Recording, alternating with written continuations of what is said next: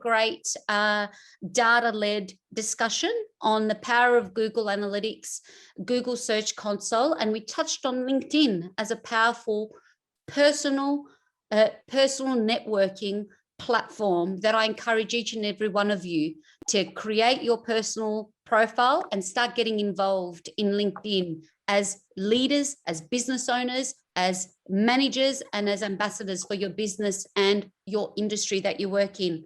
But mainly Google Analytics, how we can set reports and a frequency of delivering reports in your inbox.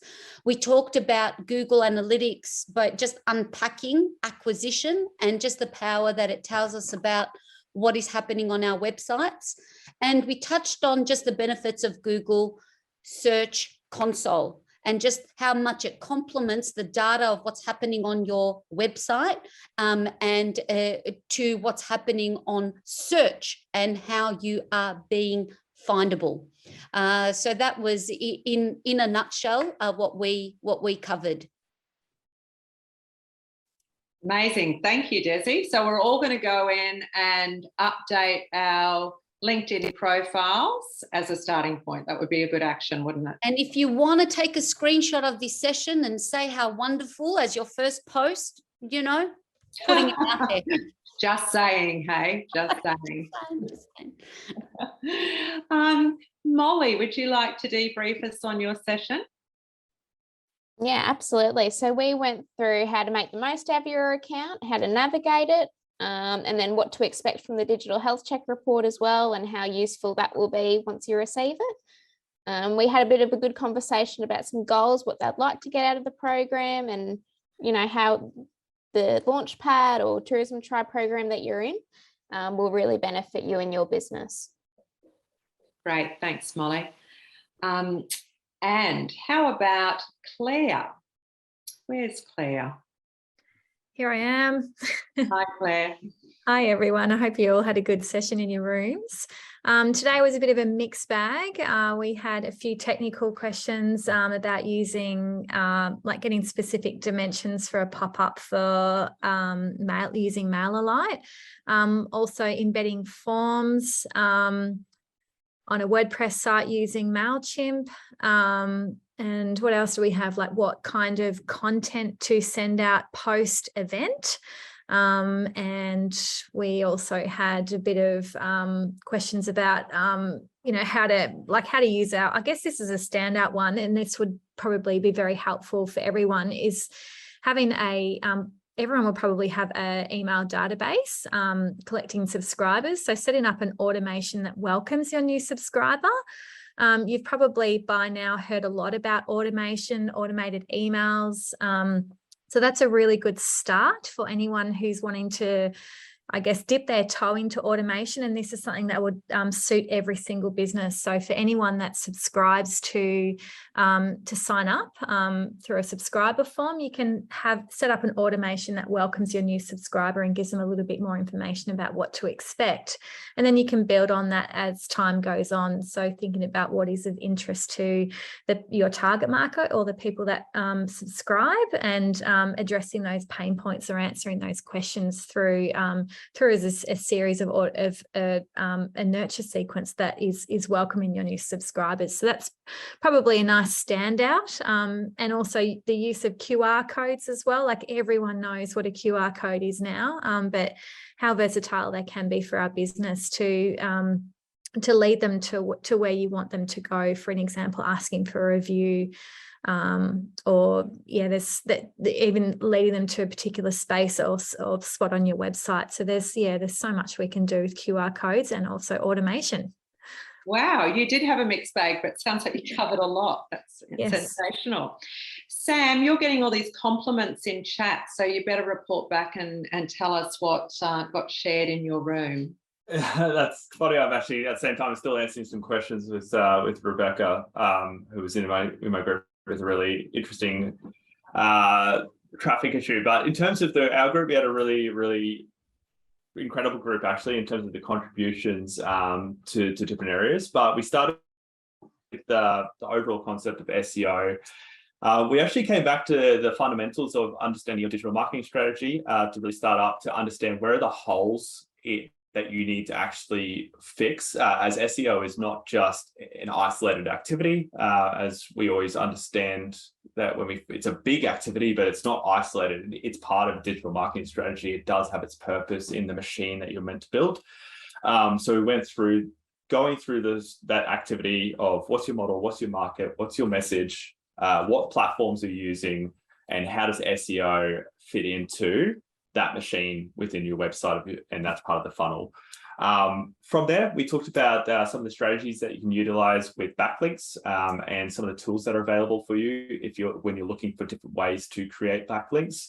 It's actually one of the things that Rebecca's struggling with at the moment. The really great backlink that's not showing any traffic data coming back. So a bit of an interesting situation trying to solve there. But for other people, understanding what are their competitors' backlinks, and is there an opportunity for them to get similar backlinks, and who can they align their business with? So a few technicals in there, but also just a great group who really contributed and helped answer each other's questions. So thank you. Thanks, Sam. Emily. I'm going to challenge Sam's statement and say we also had a pretty good room. Everyone was contributing to the conversation. Everyone loved to share their thoughts, opinions, and advice to everyone's questions. So we talked first about setting up an Instagram shop for people that have products. It was walking through how to set it up, what products and services are and aren't available to be put on Instagram and Facebook shop. We also delved into David. He's launching a new sister business and ways to kind of replicate his social media and his email marketing and the restrictions around sharing database and the best way to go about letting people know the new business and everything like that. We talked about Facebook security, which is was a great reminder for everyone to know to set up at least 2 admins on your Facebook business page. Now, some of the people in our group were solo entrepreneurs, so it was, figuring out who they can add as an admin, whether it was a partner, family, friend, someone they trust. So if they lose access to their Facebook, whether they get hacked, they don't lose access to their Facebook page, as well as adding 2-factor authentication. So we're just going through a quick checklist of some must-haves in terms of Facebook security. Another question was file management, and we were sharing what we're currently going through and how Hannah is setting up our new filing and photo system and everything like that. And everyone was contributing ways that they either are looking to set up a system or what they have found to be really beneficial so far. So whether you're categorizing everything into years, quarters, specific file names, and being really descriptive. So if you do lose track of which folder they're located in, you are able to recall some keywords and hopefully find it through the search function, whether it's on Dropbox, Google Drive, and whatnot. And another one is talking about social media. So the importance of having a variety of different content, so not just sales-based content, but content that people are going to align with. And this may be seen as more the fluffy content on social media, but it gives an opportunity for your consumers to connect with your business, to connect with your philosophy, what you stand for, your employees, and anything that aligns the interest of both the business and your consumers. So we had a really great session, and that's pretty much what we talked about.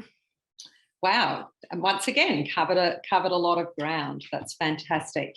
My group, I think I might be the last one to report back.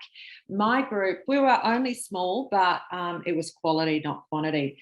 So did you know that Chris, who is in our group, has an amazing business where you can hire him to create really motivating, fantastic on-hold messages for your phone systems, and he's looking for new ways to be able to find his audience and pitch it in different ways and re-educate people about how this is beneficial. And because he's going business to business, we talked about general business to business marketing approaches and how working through trusted organisations and associations is a great way to get good leads. And we find that in our own business. If you can get somebody else to share terrific educational content that, like Emily was just talking about, it's a great way to get quality leads. At the same time, you can be running campaigns on Facebook and Instagram that are really targeted. So that's can be happening in parallel, and the importance of organic content. So like Sam and Emily have mentioned, and Claire, you know, just having really good, helpful content to help with SEO. All of these things contribute to creating leads coming into a funnel, and the importance of building a relationship through that funnel. So we want to nurture them through. So we talked a little tiny bit about landing pages as well, and blog content and calls to action. Laura's got an amazing business. Have a look online for Ambient Menu. Who knew such a thing existed, where you can, what she's building is a place that you can search for a place to go and meet with friends, a restaurant where there's not too much noise and you can have a conversation. So fantastic for our ageing population and people with impaired hearing. She's building this from the ground up. She's an audiologist. And we talked about, when you're starting with a brand new brand, starting local, and the importance, the yin and the yang of getting the supply side to a critical mass, but the consumer voice and how important that is to create demand. And she's got that strategy in place. And so watch this space. She's going to have a local hub developed. And the consumers are already starting to review restaurants, which gives her the pull for those restaurants to be able to get those listings going. So it's a really interesting business. And then we talked a bit about VAs with BB. So she's got a virtual assistant, and the challenges and wins in that of having the time to set the VA up with the accounts and give them the tools they need to be productive. But it's going to be really worthwhile, and how quick and talented that VA is. He's fantastic, but she's just got to carve out the time to give him what he needs to be able to work effectively for her. But hats off to BB for stepping into that outsourcing so that she can actually alleviate some of the pressure on herself, working on her own because her business is busy. So that was a wrap from us. So hopefully that was fantastic for everyone. They got some good information, and we would absolutely love it if you provide some feedback, as Desi suggested. We love that. Last week, somebody left a fantastic Google review saying why they found the session beneficial. We'd love that, or just your feedback generally, because we want to keep fine-tuning this model and making sure that it's beneficial. So until the 25th of August, that's when we have another session, and we look forward to receiving your questions and having another good conversation. Thanks, everyone. Thank you. See you then. Bye. Thanks ever so. Thank you. Thank you very much. Great job, team. Cheers.